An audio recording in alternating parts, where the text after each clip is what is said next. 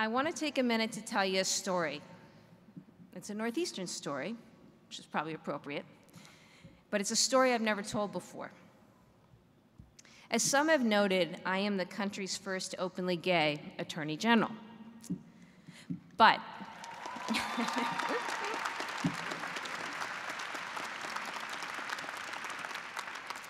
but that didn't just happen.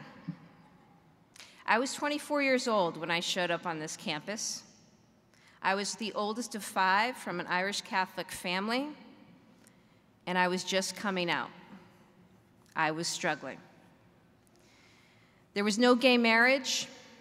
Discrimination against gay and lesbian people in this country was pretty normalized. In fact, it had only been 5 years at that time since Massachusetts actually made it illegal to fire someone for being gay.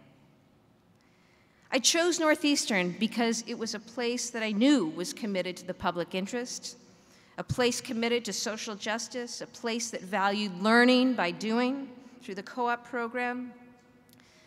But it was also a place that welcomes students from all walks of life and from all circumstances. And I'd heard through my friends in the gay grapevine that at the time it proclaimed itself to be the queerest law school in the nation. So when I came here, I was accepted. I was accepted by my peers. I was accepted by our faculty. And it was okay, because this was a school that, to its very fiber of its faculty, its curriculum, and its student body, celebrates equality and diversity. Once I got here, I threw myself into studies, study groups, an apartment in JP, even a few relationships, and that felt good. My experience here at Northeastern gave me the footing and gave me the confidence to go forward, to a federal clerkship, to work at a large private law firm, to interact with senior partners and with clients, and to be myself, to be accepted for who I am and what I do. In time, I realized that I was comfortable in my own skin, and Northeastern had given me that. But Northeastern had given me so much more. Those values of equality, diversity, became my own. As I grew as a lawyer, I found myself more comfortable following my heart and following my passion, pursuing work that meant something to me. At the firm, that sometimes meant representing professional sports teams because I love sports. It also meant signing up to be on the legal team that challenged the US military's don't ask, don't tell policy. Well, you can clap, but we lost that case. We lost that case. But I was secure in knowing that it was a fight worth waging. And in March of 2007, it led me to a conversation with another Northeastern grad in a conference room in the Attorney General's office about a little law called DOMA.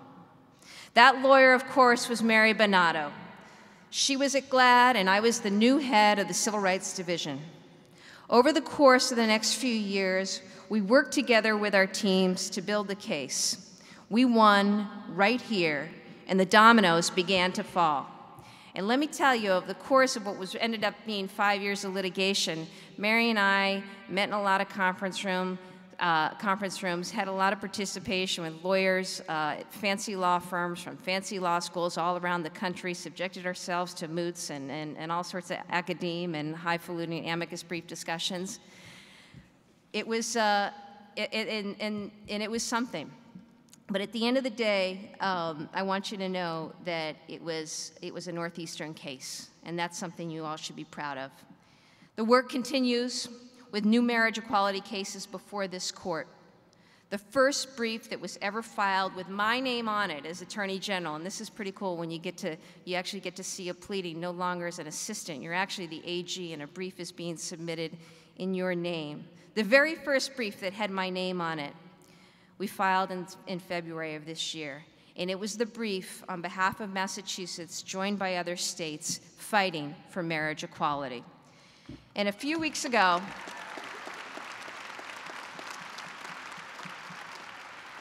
And a few weeks ago, this Northeastern lawyer traveled to Washington, D.C. to watch that Northeastern lawyer argue the case before this country's highest court. Any day now, we're going to get a ruling, and I'm optimistic. Those are Northeastern values. That's what this school makes possible. When you leave here, you leave with the knowledge, the training, the relationships that have prepared you to be a difference maker, to leave your mark on this world. But I challenge all of you, as you leave here and you begin your careers in the law, think carefully about what that mark and what that difference will be. Because your education, your Northeastern education, is too valuable to belong only to you. The law you practice won't just be yours. It will belong to our whole community. A lawyer's job is to use and shape the law.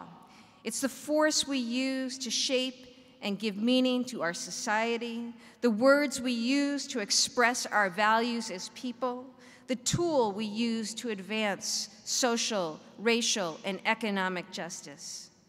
And in using and shaping the law, each of us, as lawyers, is accountable not only to ourselves and to our families and to our clients, but to all people whose lives are touched by those laws. Now, whether you're going into private practice or legal aid, teaching or government, if you're working for a startup or an NGO, your education belongs to all of us. And we're counting on you to use it well.